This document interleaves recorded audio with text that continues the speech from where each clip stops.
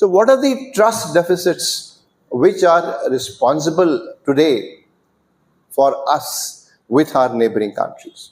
So talking about Pakistan, the trust deficit that we have is Kashmir, right? So because every time any discussions, any world forum, anywhere we meet together, the world leaders meet together, the Pakistan representative will bring up the subject of Kashmir, right? Because we had made mistakes earlier when we had spoken of plebiscite. What is plebiscite?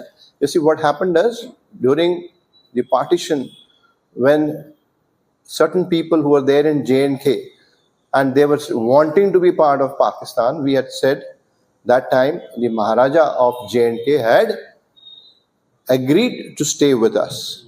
There was a certificate that is known as accession.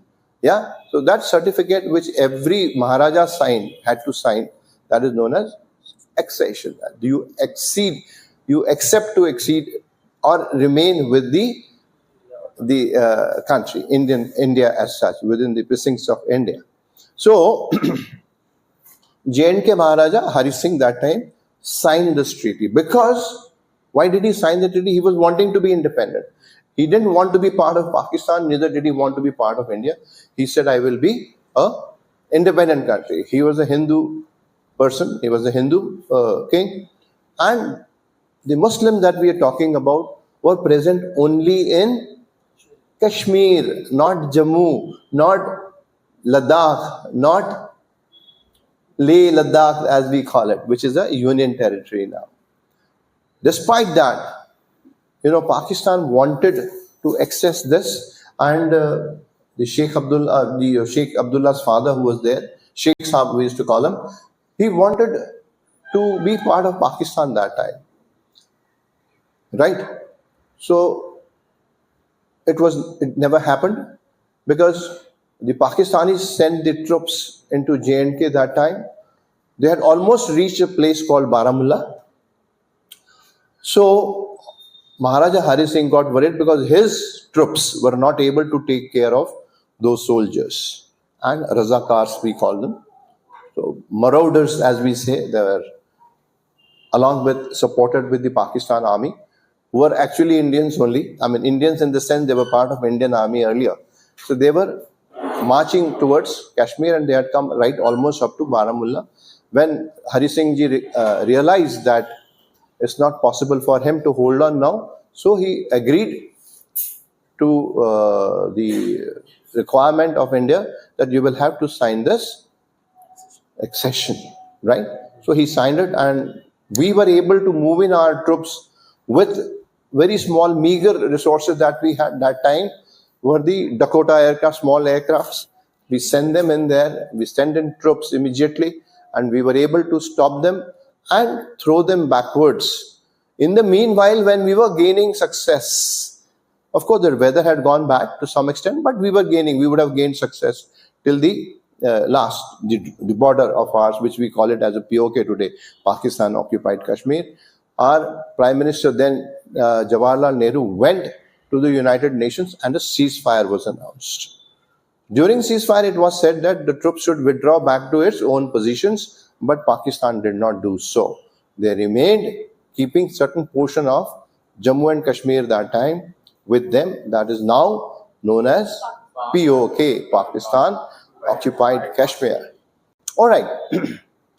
Then next is, of course, when Pakistan was not able to do so, access J&K, so that desire for getting back Kashmir and merge it with their territory did not fructify.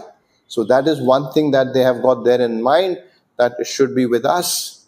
And because United Nations that time had said that you will have to conduct a plebiscite, people wherever they want to go, allow them to go. But since Pakistan had not gone back to its own position, it did not happen. It's not our fault. If they had gone to the position that they were earlier, then we probably may have had. Those of you who want to go back, go by, not the territory part. The next is terrorism. So since they did not get this state back, they resorted to terrorism, sending in people from time and again disturbing the local peace, creating problems for us. And that time, earlier president was there, who was known as Zulfikar Ali Bhutto, who was hanged later on. So he had said, we'll get back this country and we're going to give 1,000 cuts to this country, India as such, and keep on bleeding them. What it meant was keep on bleeding them, which they can do with the terrorism. You send in 2, 3, 5 terrorists into an area, then we need to send in triple, not only 10, 15 people, we've got to send 3 to 4 battalions to really encircle that area, try and catch them. It's very difficult because they merged with the local crowds. That is a terrorism. Guerrilla warfare is a different subject altogether. We'll not talk about it. And next is, of course, as the time went by, Pakistan became very closer to China because they had to take revenge from India as such, and they were economically backwards. They started totally relying on China and they became very close to China. And imagine the place called POK, which you see it here somewhere ahead of this area. And this is Aksai chain, and certain portion this side is known as Pakistan occupied Kashmir. So Pakistan gave that area to them. Make your China-Pakistan economic corridor. CPEC is another subject. We will talk about it later.